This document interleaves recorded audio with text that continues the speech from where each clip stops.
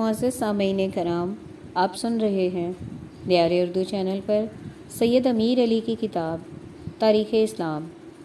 اگر آپ دیار اردو چینل پر نیو ہیں تو چینل کو سبسکرائب کرنا نہ بھولیں اور بیل آئیکن کو لازمی پریس کیجیے تاکہ آئندہ آنے والی تمام نئی اقساط آپ کو بروقت موصول ہوتی رہیں۔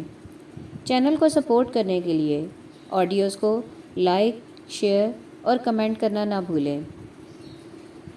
باب نمبر 26، متوکل سے قائم تک۔ امام نکی کا 867 عیسوی میں انتقال ہوا۔ امام حسن عسکری ان کے جانشین ہوئے۔ معتز تقریباً 3 سال تک حکمران رہا۔ اس کی فوجوں نے تنخواہ کا مطالبہ کیا جسے وہ پورا نہ کر سکا۔ فوجوں نے اسے محل سے گھسیٹ کر باہر نکالا اور اس کی بہت زیادہ بے عزتی کی اور اسے تخت سے دستبردار ہونے پر مجبور کیا۔ اسے قید کر دیا گیا جہاں وہ تھوڑی مدت بعد قتل ہوا۔ یہ تھی منصور اور ہارون کے جانشینوں کی حالت زار۔ معتز کی دستبرداری کے بعد ترک سرداروں نے واسق کے ایک بیٹے مہدی کو تخت پر بٹھایا۔ وہ ایک مضبوط کردار کا انسان اور انصاف پسند حکمران تھا۔ اچھے حالات میں وہ اچھا حکمران ثابت ہو سکتا تھا۔ اس نے اپنے محل سے گویوں اور ناچنے والوں کو نکال دیا۔ اس نے قانون کے مطابق حکومت کرنے کی کوشش شروع کی۔ اسی بنا پر اس کا ترک سرداروں سے تصادم ہو گیا۔ اس نے تھوڑی سی فوج کے ساتھ ان ترک سرداروں کا بڑی بہادری سے مقابلہ کیا۔ جب اس کے ساتھی اسے چھوڑ کر چلتے بنے تو ترک سرداروں نے اسے گرفتار کر کے تخت سے علیحدگی پر مجبور کر دیا۔ اسے قید کر لیا گیا۔ تھوڑی مدت بعد وہ اس دنیا سے رخصت ہو گیا۔ اب متوکل کے بیٹے معتمد کی خلافت کا اعلان کیا گیا۔ معتمد ایک کمزور حکمران اور عیش پسند انسان تھا، تاہم اس کا بھائی اپنی زندگی تک سلطنت کے کام کاج کو اچھی طرح سے چلاتا رہا۔ چونکہ معتمد بغداد میں رہتا تھا، اس لیے اس عہد میں ترک سرداروں کا اثر و رسوخ کچھ کم ہونے لگا۔ ایسا معلوم ہوتا تھا کہ مامون کا دور حکومت پھر سے آنے لگا ہے۔ 864 عیسوی میں طبرستان مرکز سے کٹ چکا تھا۔ حسن بن زید علوی نے طبرستان کے لوگوں کو مسلمان کرنے کے بعد وہاں اپنی آزاد حکومت قائم کر لی۔ 870 عیسوی میں یعقوب ابن لیث نے بنو طاہر سے سجستان چھین لیا۔ اس نے آہستہ آہستہ سارے شمالی ایران پر اپنا اقتدار قائم کر لیا۔ 3 سال بعد اس نے طاہر کے پوتے کو خراسان سے نکال دیا اور تھوڑی مدت بعد طبرستان پر بھی قبضہ کر لیا۔ ان کامیابیوں سے مسرور ہو کر عراق پر بھی حملہ کر دیا، لیکن واسط کے قریب معتمد کے بھائی نے اسے شکست دی۔ اب یعقوب بن لیث اپنی مملکت میں واپس آ گیا۔ اگلے سال وہ پھر عراق پر حملہ کرنے کی تیاریاں کر رہا تھا کہ مر گیا۔ اس کے جانشین اور بھائی عمرو بن لیث نے خلیفہ سے صلح کر لی۔ خلیفہ نے اسے اپنے علاقے کا آزاد حکمران تسلیم کر لیا۔ اسماعیل سامانی کے عہد میں ماوراء النہر تقریباً آزاد ہو گیا۔ سامان ایک سوداگر تھا جس کے خاندان کے افراد نے مامون کے عہد میں بہت ترقی کی۔ مامون نے سامان کے پوتے احمد کو فرغانہ کا حاکم مقرر کیا۔ احمد کے بعد اس کا بیٹا نصر اس کا جانشین ہوا۔ اسماعیل فاضل اور مضبوط کردار کا آدمی تھا۔ اس نے اپنی ریاست کے استحکام میں بہت کوشش کی۔ ترکمان قبیلوں کو جیہوں کے پار لگا دیا گیا۔ اس نے رعایا پروری سے اپنے خاندان کی حکومت کو مضبوط کیا۔ خلیفہ نے اسے بھی فرغانہ کا آزاد حکمران مان لیا۔ مصر اور شام پر احمد بن طولون کا قبضہ تھا۔ احمد طولون کی موت 844 عیسوی کے بعد اس کا بیٹا ہمارویہ اس کا جانشین ہوا۔ اس نے دمشق میں رہائش اختیار کی۔ ان خاندانوں کی آزاد حکومتوں نے اگرچہ سلطنت کو کمزور کر دیا تھا، لیکن ان کی آزادی سے ریاستوں کی رعایا کو بہت فائدہ پہنچا، کیونکہ ان حکمرانوں نے سائنس اور آرٹ کی سرپرستی کی اور ان کے عہد میں صنعت اور تجارت کو بہت فروغ حاصل ہوا۔ معتزل کے عہد میں عراق میں حبشیوں نے جو بغاوت کی تھی اس کے اثرات بہت تباہ کن ثابت ہوئے۔ اس بغاوت کا لیڈر ایک ایرانی تھا جس نے اپنے ماننے والوں کو ہر حرکت کی اجازت دے رکھی تھی۔ سلطنت کے مختلف حصوں سے حبشی غلام اس کے جھنڈے تلے جمع ہونے لگے۔ اس نے بہت جلد عراق اور لاہور پر قبضہ کر لیا اور کئی سال تک خلیفہ کی فوجوں کا مقابلہ کرتا رہا۔ 822 عیسوی میں اسے شکست دی گئی، اس کا قلعہ تباہ کر دیا گیا، اس کے ساتھی بھاگ گئے اور وہ خود مارا گیا۔ 882 عیسوی میں خلیفہ کی مملکت میں عرب، بابل، عراق، آذربائیجان، آرمینیا اور بحیرہ ہند کے ساحلی علاقے شامل تھے۔ یہ سلطنت بھی بہت کافی تھی، بشرط یہ کہ اس کا تحفظ کیا جا سکتا۔ بازنطین نے ان شورشوں سے فائدہ اٹھا کر مسلمانوں کے علاقوں پر حملے شروع کر دیے۔ شروع میں انہیں بہت زیادہ کامیابی ہوئی۔ احمد بن طولون نے ان کے حملوں کی پوری طرح سے روک تھام کی۔ امام حسن عسکری نے 874 عیسوی میں معتمد کے عہد حکومت میں وفات پائی۔ آپ کی وفات کے بعد امامت کا منصب آپ کے بیٹے محمد الہدیٰ کو ملا۔ آپ شیعان علی کے آخری امام ہیں۔ 892 عیسوی میں معتمد کی موت پر معتضد اس کا جانشین ہوا۔ معتضد اور اس کے جانشین کے عہد میں سلطنت عباسیہ میں کسی قسم کا مزید انتشار پیدا نہ ہوا۔ اس کے برعکس بعض حالات نے خلافت کو مستحکم کر دیا، جس سے خلیفہ نے بہت سے صوبوں کو از سر نو اپنی سلطنت میں شامل کر لیا۔ معتضد کو صفہ ثانی اس لیے کہا جاتا ہے کہ اس نے عباسیوں کی کمزور سلطنت میں پھر سے جان ڈال دی تھی۔ وہ ایک قابل حکمران اور بہادر انسان تھا۔ وہ اپنے پیشتر و صفا کی طرح بے رحم ضرور تھا۔ اس کے خوف سے عباسی سلطنت مزید انتشار سے بچ گئی۔ اس نے بازنطین کے خلاف کامیاب لڑائیاں لڑیں۔ ان لڑائیوں میں اس نے بہت سے شہروں کو بازنطینوں سے چھین لیا تھا۔ اس نے کردوں کو عراق جزیرہ سے نکال دیا۔ موصل کے امیر ہمدان نے آزاد ہونے کی کوشش کی، لیکن اسے سختی سے دبا دیا گیا۔ اس کا سب سے بڑا کارنامہ یہ ہے کہ اس نے پرامن طریق سے مصر کو دوبارہ خلافت عباسیہ سے ملحق کر لیا اور برضا و رغبت 10 لاکھ دینار سالانہ خراج دینے کا وعدہ کیا۔ خلیفہ نے اس کی لڑکی قطر الندى سے شادی کر لی، جس سے تعلقات اور زیادہ استوار ہو گئے۔ معتضد کے طرز حکومت میں سخت گری تھی، لیکن اس کے بعض اقدام بلا شبہ بہت مفید تھے۔ اس نے بغداد کو بدماشوں اور بد چلن اور شریروں سے خالی کیا۔ یہ لوگ دن کے وقت داستان گوئی یا نجومیوں کا کام کرتے اور رات کے وقت چوری چکاری کرتے۔ بلا وصیت جائیداد کے متعلق اس نے نہایت قابل قدر اصلاح کی۔ عرب کے قدیم دستور کے مطابق متوفی کی بہن یا لڑکی وغیرہ کی اولاد ترکہ کے حصے سے محروم کر دی جاتی تھی۔ یہی قاعدہ ابتدا میں سنی قانون میں رائج ہوا کہ اگر فرقہ ذکور کی جانب سے کوئی رشتہ دار نہ ہو تو جائیداد سرکاری ملکیت ہو جایا کرتی تھی۔ معتضد نے لاوارث مال کا محکمہ توڑ دیا اور ہدایت کی کہ اگر ذکور کے حقدار نہ ہوں تو فرقہ اناس کی طرف سے لوائقین کو متوفی کی جائیداد دی جائے۔ اب تک شمسی سال کے آغاز پر اس طرح جشن کیے جاتے تھے جس طرح قدیم ایران میں ہوا کرتے تھے۔ نئے سال کے پہلے دن، جسے نو روز خاصا کہتے تھے، خلیفہ دربار کرتا، نذرانے لیتا اور تحائف دیتا تھا۔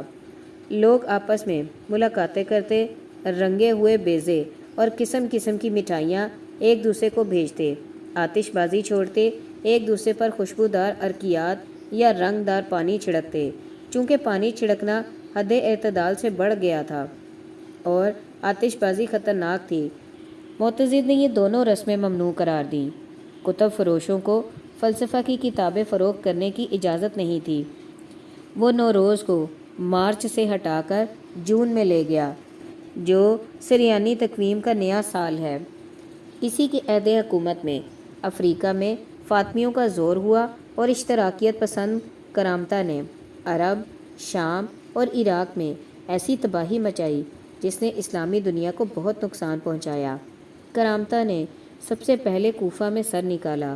بہت جلد ان کے عقائد بحرین تک جا پہنچے۔ بحرین مسلمان انقلاب پسندوں کی جائے پناہ رہا ہے۔ بحرین میں ابو سعید جنابی کی سرکردگی میں انہوں نے اتنی قوت حاصل کر لی تھی کہ انہوں نے عراق پر حملہ کر کے خلیفہ کی فوج کو شکست دی۔ 2 سال بعد وہ شام میں داخل ہو گئے۔ انہوں نے سارے صوبے کو ویران کر دیا۔ ابو سعید کے قتل ہو جانے کے بعد اس کا بیٹا ابو طاہر کرامتہ کا لیڈر بنا۔ اس کی زیر کمان کرامتہ نے بصرہ پر قبضہ کر لیا اور آس پاس کے علاقوں کو تباہ و برباد کر دیا۔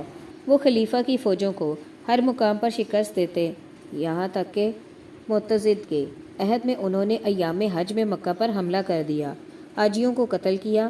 خانہ کعبہ کی بے حرمتی کرنے کے بعد وہ حجر اسود کو اٹھا کر لے گئے۔ اب مسلمانوں نے متفقہ طور پر انہیں شکست دینے کے لیے اقدام کیا۔ 15 سال کی خون ریز لڑائیوں کے بعد ان کا قلعہ کما کیا گیا، لیکن کرامتہ کی شورش کے تباہ کن اثرات نہ مٹائے جا سکے۔ عرب شام کا اہم حصہ اور عراق ویران کیے جا چکے تھے۔ ان حالات میں بازنطینیوں نے مسلمانوں کی مملکت پر حملہ کر دیا۔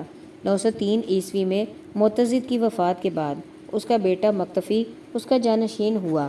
وہ ایک عقل مند اور عادل حاکم تھا۔ اس نے بغداد پہنچ کر سب سے پہلا کام یہ کیا، اپنے باپ کے بنوائے ہوئے زیر زمین قید خانے توڑ کر ان کی جگہ مسجدیں بنوا دیں۔ معتضد نے اپنے محل کے باغوں کے لیے لوگوں سے جو زمینیں چھین لی تھیں، اس نے ان زمینوں کو ان کے وارثوں کے سپرد کر دیا۔ اس نے اپنی رعایا کے دل میں محبت پیدا کر لی۔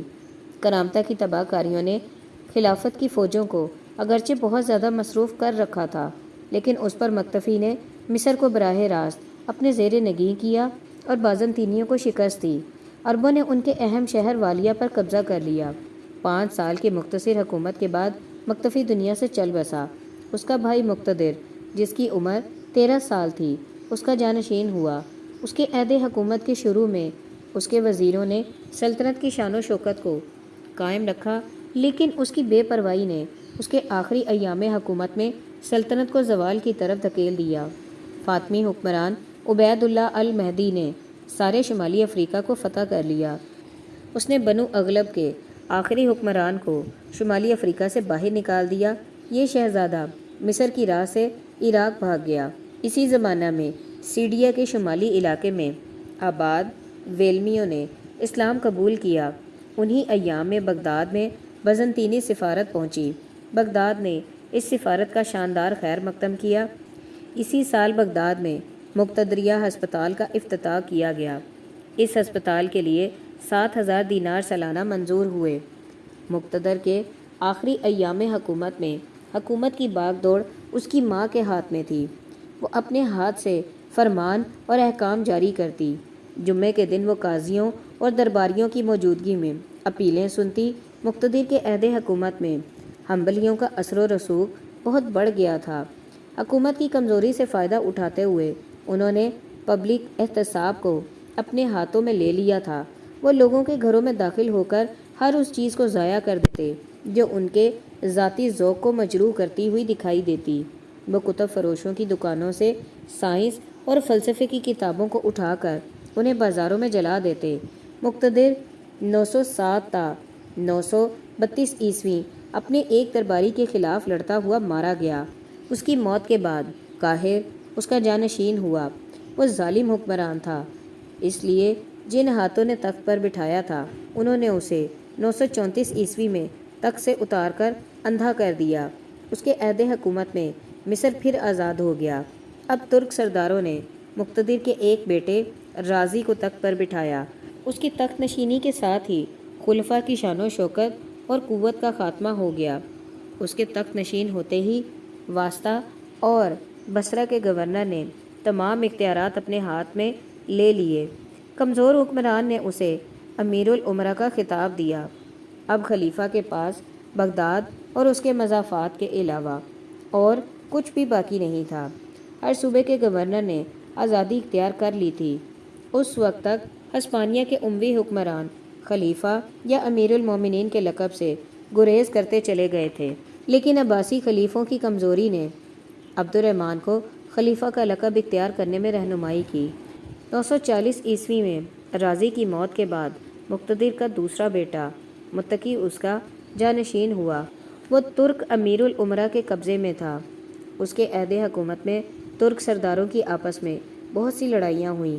بازنطین نے بھی موقع پا کر اولیسیا پر حملہ کرنے سے مسلمانوں کی ایک بہت بڑی تعداد کو قتل کر دیا۔ 944 عیسوی میں امیر الامرا نے متقی کے بھائی مقتفی کو اس کا جانشین مقرر کیا۔ اس نے ویلمی شہزادوں کو بہت بڑے بڑے خطاب دیے، ان میں سے ایک کو اس نے سلطان کا خطاب دیا۔ نماز جمعہ میں خلیفہ کے نام کے ساتھ سلطان کا نام بھی لیا جانے لگا۔ سلطنت کے تمام اختیارات سلطان کے ہاتھ میں چلے گئے۔ سکوں پر بھی اس کا نام کندہ ہونے لگا۔ خلیفہ کو خزانہ عامرہ سے 5000 دینار سالانہ ملتے تھے۔ امیر الامرا موجود دولہ اگرچہ علوم و فنون کا سرپرست تھا، لیکن وہ طبیعت کا ظالم تھا۔ سب سے پہلے اسی نے محرم کی 10ویں تاریخ کو امام حسین کی یادگار کے طور پر منایا۔ بازنطین کی طرف سے حملوں کی رفتار برابر جاری رہی۔ مسلمانوں کی کمزور اور بٹی ہوئی سلطنت ان حملوں کا مقابلہ نہ کر سکی۔ امیر الامرا نے سازش کے شبے پر خلیفہ کو 946 عیسوی میں تخت سے اتار کر اندھا کر دیا۔ اب مقتدر کے ایک دوسرے بیٹے متی کو تخت پر بٹھایا گیا۔ آل بویہ تقریباً 100 سال تک برسر اقتدار رہے۔ ترک فوجی سرداروں کا زور ٹوٹ چکا تھا۔ ان میں سے اگرچہ کئی ایک ظالم تھے، لیکن ان کے عہد امارت میں رعایا کو کافی خوشحالی نصیب ہوتی رہی۔ موجود دولہ کی موت کے بعد اس کا بیٹا بختیار امیر الامرا بنا۔ خلیفہ کی طرف سے اسد الدولہ کا خطاب ملا۔ 7 سال کے بعد عز الدولہ نے متی کو تخت سے اتار کر اس کے بیٹے تا 974 تا 991 عیسوی کو تخت پر بٹھایا۔ آل بویہ کی علمی سرپرستی کا اندازہ اس امر سے لگایا جا سکتا ہے کہ اس عہد میں بڑے بڑے نامور اہل قلم پیدا ہوئے۔ مسعودی، فارابی، متنبی، ابو الفرج اور دیناوری سب کے سب متی کے ہم اثر تھے۔ عز الدولہ کو اس کے چچا عز الدولہ نے معزول کیا۔ خلیفہ نے مجبور ہو کر اسے تاج الملت کا خطاب دیا۔ عز الدولہ کی موت کے بعد اس کا بیٹا سمسام الدولہ اس کا جانشین ہوا۔ خلیفہ نے اسے شمس الملت کا خطاب دیا۔ سمسام کو اس کے بھائی شرف الدولہ نے معزول کر دیا۔ اس کی موت کے بعد اس کے بیٹے ابو النصر کو خلیفہ کی طرف سے بہاء الدولہ اور ضیاء الملت کا خطاب ملا۔ عز الدولہ اور شرف الدولہ نے بغداد کی علمی سرگرمیوں کو پھر سے تازہ کیا۔ اس عہد میں کئی ایک بلند مرتبہ سائنسدان پیدا ہوئے۔ بہاء الدولہ نے طاہا کو معزول کر کے اس کے بھائی قادر کو تخت پر بٹھایا۔ طاہا اپنے بھائی کے محل میں ہی رہنے لگا، جس سے معلوم ہوتا ہے کہ قادر نے اس کے ساتھ بہت اچھا سلوک کیا ہوگا۔ قادر نے 102 عیسوی میں وفات پائی۔ قادر کے متعلق یہ کہا جاتا ہے کہ وہ بہت نیک اور پارسا انسان تھا۔ وہ رات کا زیادہ وقت عبادت میں صرف کرتا اور اپنی آمدنی کا زیادہ حصہ خیرات کرتا۔ اس نے معتزلین کے خلاف کئی ایک رسائل لکھے، جن میں اس نے اعتزال کو بدعت قرار دیا۔ باب نمبر 27 خاندان غزنویہ۔ ماوراء النہر اور خراسان پر سامانیوں نے 874 سے 999 عیسوی تک حکومت کی۔ اس خاندان کے آخری ایام میں ایک ترک سپاہی نے، جس کی زندگی کا آغاز غلام کی حیثیت سے ہوا تھا، بہت ترقی کر لی، لیکن بادشاہ اس سے ناراض ہوا اور اس غلام کو بخارا سے بھاگنا پڑا۔ اس سپاہی کا نام الپتگین تھا۔ اس نے افغانستان کے کوہستان میں اپنے لیے ایک چھوٹی سی ریاست کی طرح ڈالی۔ اس کی راجدھانی غزنی تھی۔ سامانی بادشاہ نے الپتگین کو مطیع کرنے کی کوشش کی، لیکن وہ 16 سال تک مقابلہ کرتا رہا۔ 995 عیسوی میں الپتگین کی موت کے بعد اس کا داماد سبکتگین اس کا جانشین ہوا۔ اس نے بہتر نظم و نسق سے اپنی رعایا کے دل کو ہاتھ میں لے لیا اور اپنے ہمسایہ لوگوں سے اپنی عزت کرائی۔ خلیفہ نے سبکتگین کو ناصر الدولہ کا خطاب دیا۔ اس طرح اس نے خاندان غزنویہ کی بنیاد رکھی۔ اس کی فوجوں نے ہندو کش کو پار کر کے پنجاب پر چڑھائی کی۔ چونکہ وہ سامانی بادشاہ کی فوج کا طرفدار تھا، اس لیے اس نے اس کی ریاست کو ترکمانوں کے حملوں سے بچایا۔ اس کی موت کے بعد اس کے 2 بیٹوں محمود اور اسماعیل میں تخت نشینی کے لیے لڑائی ہوئی۔ محمود چاہتا تھا کہ وہ دونوں بھائیوں میں باپ کی ریاست کو برابر تقسیم کر دے، مگر اسماعیل نہ مانا۔ محمود لڑائی میں کامیاب ہوا۔ اسی زمانے میں سامانیوں کی قوت ٹوٹ پڑی۔ 1000 میں محمود نے خراسان پر قبضہ کر لیا۔ خلیفہ نے اس کی حکومت کو تسلیم کرتے ہوئے اسے یمین الدولہ اور امین الملت کا خطاب دیا۔ سلطان محمود کا عہد حکومت ایشیا کی تاریخ میں ایک شاندار دور ہے۔ اس نے غزنی کو خوبصورت بنایا، روم کے پہلے شہنشاہ کی طرح۔ اس کے متعلق بھی یہی کہا جا سکتا ہے کہ اس نے غزنی کو، جو جھونپڑوں کی ایک بستی تھی، بڑے بڑے محلات کا شہر بنا دیا۔ وہ علوم و فنون کا سرپرست تھا، اگرچہ اس کی سخاوت میں کبھی کبھی تنگ نظری حائل ہو جاتی تھی، لیکن اس پر بھی اس کا دربار عالموں اور فاضلوں کا مرکز تھا۔ البیرونی، فردوسی، دقیقی اور کئی دوسرے فلسفی اور شاعر اسی کے عہد میں گزرے ہیں۔ سلطان محمود کئی مرتبہ ہندوستان میں داخل ہوا، لیکن اس نے پنجاب کی سرحدوں کے باہر کوئی مستقل علاقہ اپنی سلطنت میں شامل نہیں کیا۔ جب محمود مشرق میں مصروف تھا تو ترکمانوں کی ایک جماعت میدانوں سے نکل کر ماوراء النہر میں آباد ہو گئی۔ سلطان محمود نے ان سے اطاعت کا وعدہ لے کر ان سے معمولی خراج لینے پر اکتفا کی۔ یہی سلطان کی غلطی تھی۔ اس جماعت کو کمزور کرنے کی غرض سے سلطان محمود نے ان میں سے ایک قبیلے کو ان کے سردار سلجوق کی رہنمائی میں خراسان میں جلا وطن کر دیا۔ خراسان میں سلجوقیوں نے طاقت پکڑنی شروع کی، یہاں تک کہ وہ اپنے سابق آقاؤں کے خلاف لڑنے لگے۔ سلطان محمود نے 1030 میں وفات پائی۔ وہ اپنے بیٹے جانشین مسعود کے لیے ایک بہت بڑی سلطنت چھوڑ گیا۔ مسعود نے سلجوقیوں کو خراسان سے نکالنے کی بہت کوشش کی۔ ہرات کے قریب سلجوقیوں اور غزنویوں میں لڑائی ہوئی، جس میں مسعود کو شکست ہوئی۔ اب غزنی سلطنت کے کھنڈروں پر سلجوقیوں نے اپنی سلطنت کی عمارت کھڑی کی۔ سلطان مسعود کی سلطنت اب افغانستان اور پنجاب تک ہی محدود تھی۔ سلطان مسعود کی موت کے بعد جانشینی کے جھگڑے چلتے رہے، یہاں تک کہ سلطان ابراہیم غزنی کے تخت پر بیٹھا۔ سلطان ابراہیم مشہور فلسفی شاعر، حکیم، سنائی کا دوست اور مربی تھا۔ سلطان ابراہیم نے خراسان کے سلجوقی شہزادے سے صلح کر کے اپنی تمام تر سرگرمیوں کو ہندوستان کی طرف مبذول کر دیا۔ باب نمبر 28 آل سلجوق۔ سلطان مسعود کو شکست دینے کے بعد سلجوقیوں نے سلجوق کے پوتے تغرل بیگ کو اپنے قبیلے کا سردار چن لیا۔ ابن الاسیر کے الفاظ میں تغرل بیگ ایک عقل مند حکمران، سخی، نیک اور سادہ دل انسان تھا۔ تغرل نے بہت جلد جرجان، عراق، عجم، خوارزم اور دوسرے مغربی صوبوں کو اپنے ماتحت کر لیا۔ آل بویہ کے شہزادوں نے اس سلجوقی سردار کے اقتدار کو تسلیم کر لیا۔ تغرل جب کبھی کوئی شہر فتح کرتا تو وہاں اپنی فتح کی یادگار میں ایک مسجد بنواتا۔ اس کی پاک بازی کی شہرت نے اسے اپنے دشمنوں پر غلبہ پانے میں بہت مدد دی۔ جب ایران میں آل بویہ کا چراغ بجھ رہا تھا تو اس وقت قادر 991 تا 1031 نے 87 سال کی عمر میں وفات پائی۔ اس نے تقریباً 41 سال حکومت کی۔ اس کے عہد حکومت میں کئی ایک ایسے فاضل اور عالم گزرے جو اپنے علم و فضل کی وجہ سے اسلام کی تاریخ میں ہمیشہ زندہ رہیں گے۔ قادر کی وفات کے بعد اس کا بیٹا قائم تخت پر بیٹھا۔ وہ ایک پاک باز، نیک اور رحم دل انسان تھا۔ اس نے علوم و فنون کی سرپرستی میں خوب حصہ لیا۔ وہ تقریباً 24 سال تک بغیر کسی دینوی ثروت کے ایک دینی پیشوا کی طرح کام کرتا رہا۔ وہ آل بویہ کے زیر اثر تھا۔